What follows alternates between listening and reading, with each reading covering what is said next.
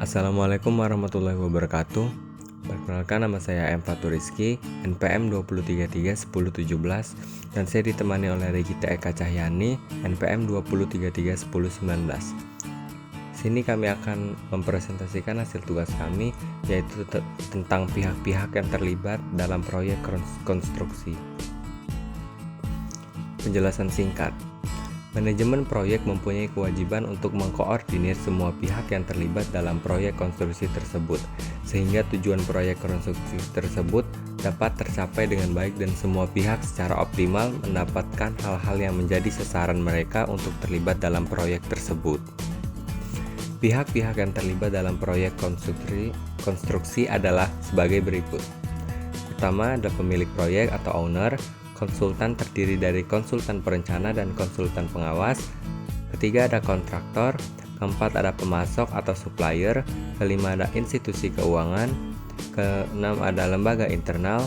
Ketujuh ada badan pemerintahan. Kedelapan ada lembaga pelayanan. Kesembilan adalah tenaga kerja. 10 adalah masyarakat. Dan yang terakhir adalah manajer lapangan atau site manager. Nah, ini adalah bagan dari pemilik proyek, konsultan, dan kontraktor. 1. Pemilik proyek. Pemilik proyek atau pemberi tugas atau pengguna jasa adalah orang atau badan yang memiliki proyek dan memberikan pekerjaan atau menyuruh memberikan pekerjaan kepada pihak penyedia jasa dan yang membayar biaya pekerjaan tersebut. Pengguna jasa dapat berupa perseorangan, badan, atau lembaga instansi pemerintah maupun swasta. Hak dan kewajiban pengguna jasa adalah menunjuk penyedia jasa, konsultan dan kontraktor, meminta laporan secara periodik mengenai pelaksanaan pekerjaan yang telah dilakukan oleh penyedia jasa, memberikan fasilitas baik berupa sarana dan prasarana yang dibutuhkan oleh pihak penyedia jasa untuk kelancaran pekerjaan, menyediakan lahan untuk tempat pelaksanaan pekerjaan, menyediakan dana dan kemudian membayar kepada pihak penyedia jasa sejumlah biaya yang diperlukan untuk mewujudkan sebuah bangunan, ikut mengawasi jalannya pelaksanaan pekerjaan yang direncanakan dengan cara menempatkan atau menunjuk suatu badan atau orang yang bertindak atas nama pemilik, mengesahkan perubahan dalam pekerjaan bila terjadi. Wewenang pemberi tugas adalah memberitahukan hasil lelang secara tertulis kepada masing-masing kontraktor. Yang kedua ada dapat mengambil alih pekerjaan secara sepihak dengan cara memberitahukan secara tertulis kepada kontraktor jika telah terjadi hal-hal di luar kontrak yang telah ditetapkan. 2. Konsultan. Pihak atau badan yang disebut sebagai konsultan dapat dibedakan menjadi dua, yaitu konsultan perencana dan konsultan pengawas. Konsultan perencana dapat dipisahkan menjadi beberapa jenis berdasarkan spesialisasinya, yaitu konsultan yang menangani bidang arsitektur, bidang sipil, bidang mekanikal dan elektrikal, dan lain sebagainya. Berbagai jenis bidang tersebut umumnya menjadi satu kesatuan yang disebut sebagai konsultan perencana.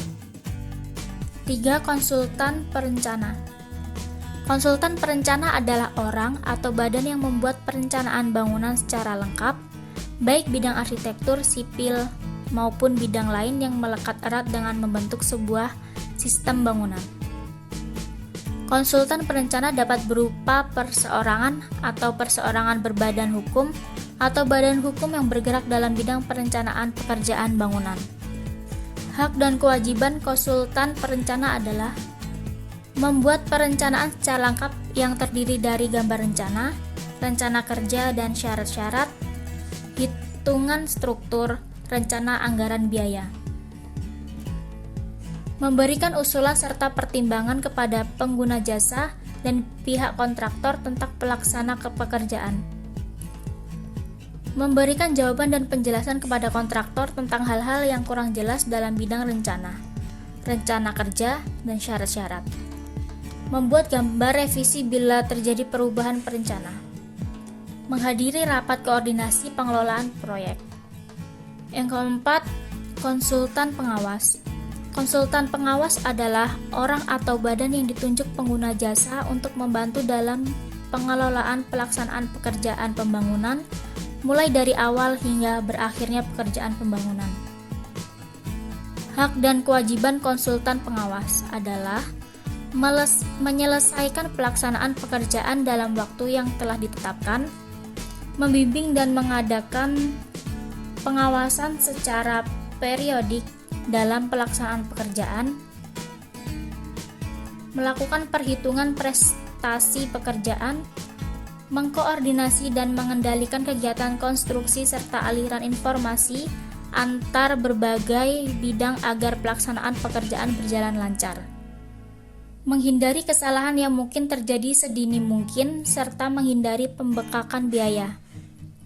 Mengatasi dan memecahkan persoalan yang timbul di lapangan agar dicapai hasil akhir sesuai dengan yang diharapkan dengan kualitas, kuantitas, serta waktu pelaksanaan yang telah ditetapkan. Menerima atau menolak material atau peralatan yang didatangkan kontraktor. Menghentikan sementara bila terjadi penyimpanan dari peraturan yang berlaku. Menyusun laporan kemajuan pekerjaan, harian, mingguan, bulanan. Menyiapkan dan menghitung adanya kemungkinan tambahan atau berkurangnya pekerjaan. Yang kelima, kontraktor. Kontraktor adalah orang atau badan yang menerima pekerjaan dan menyelenggarakan pelaksanaan pekerjaan sesuai dengan biaya yang telah ditetapkan berdasarkan gambar rencana dan peraturan dan syarat-syarat yang ditetapkan. Kontraktor dapat berupa perusahaan perseorangan yang berbadan hukum atau sebuah badan hukum yang bergerak dalam bidang pelaksanaan pekerjaan. Hak dan kewajiban kontraktor adalah melaksanakan pekerjaan sesuai dengan gambar rencana, peraturan dan syarat-syarat risalah penyelesaian pekerjaan atau NVLIJ, dan syarat-syarat tambahan yang telah ditetapkan oleh pengguna jasa. Membuat gambar-gambar pelaksanaan yang disahkan oleh konsultan pengawas sebagai wakil dari pengguna jasa. Menyediakan alat keselamatan kerja seperti yang diwajibkan dalam peraturan untuk menjaga keselamatan pekerja dan masyarakat. Membuat laporan hasil pekerjaan berupa laporan harian, mingguan, dan bulanan. Menyerahkan seluruh atau sebagian pekerjaan yang telah diselesaikan sesuai dengan ketetapan yang berlaku. Ya, itulah presentasi dari kami. Lebih kurangnya kami mohon maaf. Wabillahi taufiq walhidayah. Wassalamualaikum warahmatullahi wabarakatuh.